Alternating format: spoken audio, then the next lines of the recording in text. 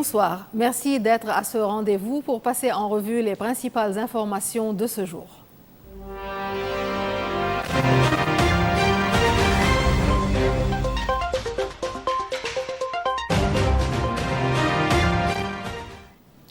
L'armée israélienne a mené de nouvelles incursions et frappes ciblées dans les régions de Marjayoun, Tyr et Nabatiyeh.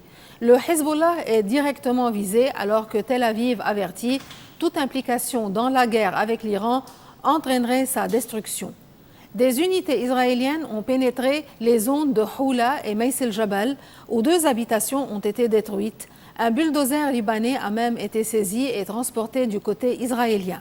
Dans la zone de Abbasiyeh, un drone israélien a frappé un véhicule, tuant un homme. Une autre voiture à Habbariyeh a été visée, mais elle n'était pas occupée. Ces frappes surviennent après une mise en garde sévère du ministre israélien de la Défense, Israël Katz. S'il y a du terrorisme, il n'y aura plus de Hezbollah. Une menace claire envers le parti, accusé de vouloir ouvrir un nouveau front au Liban Sud.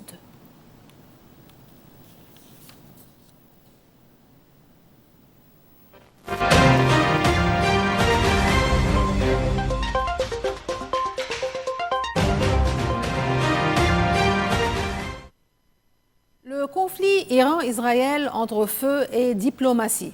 Un missile iranien frappe Bir Saba et Haïfa. Israël riposte massivement et les ministres européens tentent de maintenir une issue diplomatique en Suisse.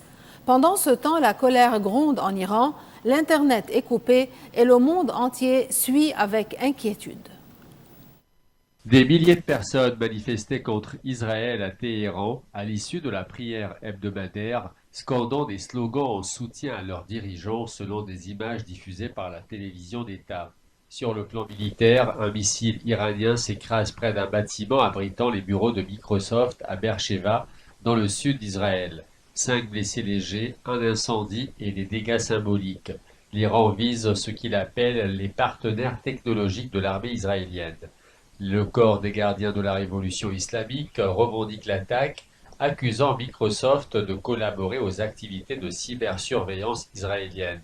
La riposte israélienne est massive. Plus de 60 avions de chasse frappent des installations stratégiques à travers l'Iran, y compris le siège du SP1D, l'organisme au cœur du programme nucléaire militaire iranien. Des lance-missiles, des usines de composants et même le réacteur d'Arak sont touchés. L'impact sur les civils est dramatique. Plus de 657 morts selon une ONG, une coupure d'Internet généralisée et des milliers de déplacés. À Téhéran, le silence numérique masque une colère visible. Des manifestations sont prévues pour ce jour de colère. Depuis le 13 juin, les échanges de missiles et de drones sont constants.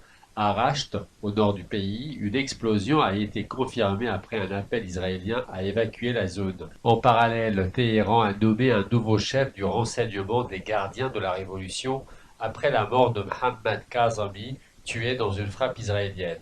Cette nomination intervient après la mort de 3 hauts responsables tués par une frappe israélienne. Une escalade qui ravive les tensions entre Téhéran et Tel Aviv sur fond de conflit régional et crise nucléaire.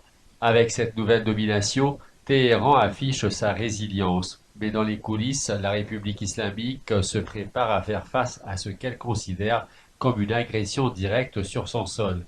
La riposte, elle, semble inévitable. En tout état de cause, le régime tente de reprendre le contrôle, notamment en imposant une coupure totale d'Internet depuis plus de 24 heures.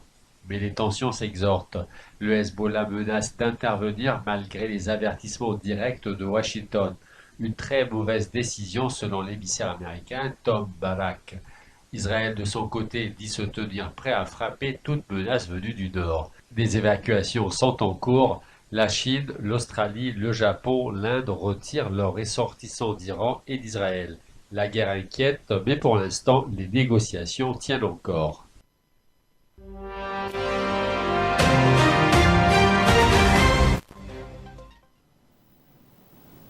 Donald Trump laisse la diplomatie tenter sa chance. Alors qu'Israël intensifie ses frappes contre l'Iran, le président américain temporise. À Genève, les chefs de la diplomatie européenne rencontrent l'Iran dans une tentative de désescalade sur fond de menaces, attentats déjoués et coupures d'Internet.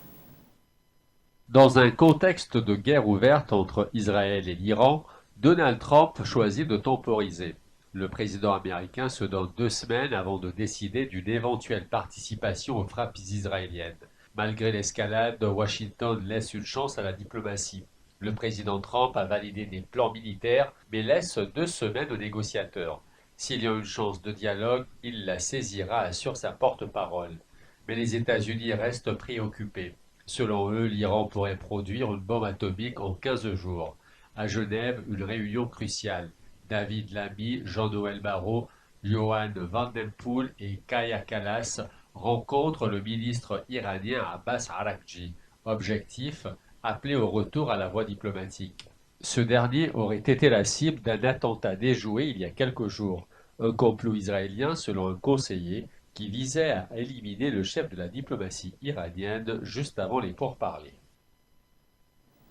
En effet, une fenêtre diplomatique semble s'ouvrir entre l'Iran et l'Occident.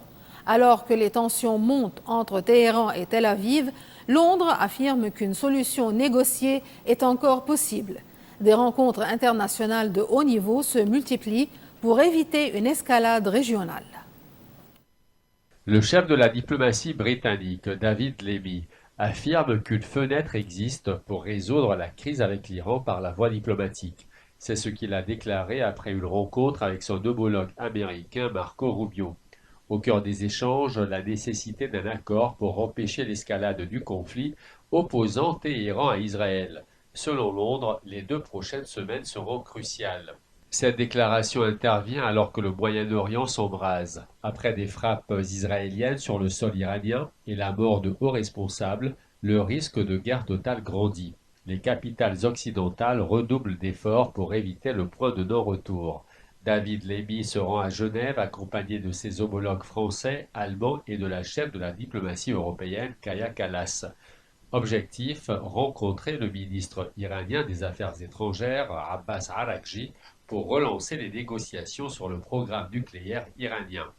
C'est la première rencontre diplomatique directe depuis le début du conflit.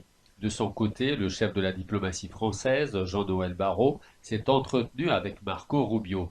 Tous deux ont insisté sur les menaces que représente le programme nucléaire et balistique iranien pour la région et l'Europe. Dans ce climat tendu, Donald Trump affirme qu'il décidera dans les 2 semaines de la participation américaine aux frappes israéliennes. Mais la Maison-Blanche souligne encore la possibilité de discussion directe avec Téhéran. Une course contre la montre est engagée. Et au-delà du conflit entre l'Iran et Israël, un moment historique entre 2 ennemis de longue date, le Premier ministre arménien Nikol Pachinian effectue une visite très rare en Turquie. L'objectif affiché, ouvrir un nouveau chapitre de paix dans une région marquée par des décennies de conflits et de méfiance. Une poignée de main que personne n'aurait imaginée il y a encore quelques années. Le Premier ministre arménien Nikol Pachinian est arrivé à Istanbul pour une visite qualifiée d'historique par Yerevan. C'est la première fois qu'un dirigeant arménien de ce rang se rend en Turquie. 2 pays qui n'ont jamais établi de relations diplomatiques et dont la frontière reste fermée depuis les années 1990. Le lourd passé des massacres arméniens de 1915 continue de hanter les relations bilatérales. Le conflit du Haut-Karabakh, où Ankara a soutenu militairement son allié azerbaïdjanais, a encore durci les positions. Mais les temps changent. À l'agenda de la rencontre entre Pachinian et Erdogan, un possible traité de paix entre l'Arménie et l'Azerbaïdjan, ainsi que les tensions croissantes dans la région entre Israël et l'Iran. Ce virage diplomatique ne fait pas l'unanimité. À Erevan, certains accusent le Premier ministre d'abandonner la reconnaissance du génocide arménien pour obtenir des concessions. Une décision controversée, mais selon Pachinian, nécessaire à la stabilité régionale.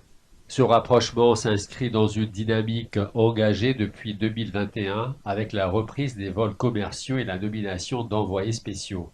Mais rien n'est encore garanti. En 2009, un accord similaire avait échoué, faute de ratification. Et quel que soit l'état houleux du monde, voici des événements culturels à suivre la semaine prochaine avec l'agenda culturel.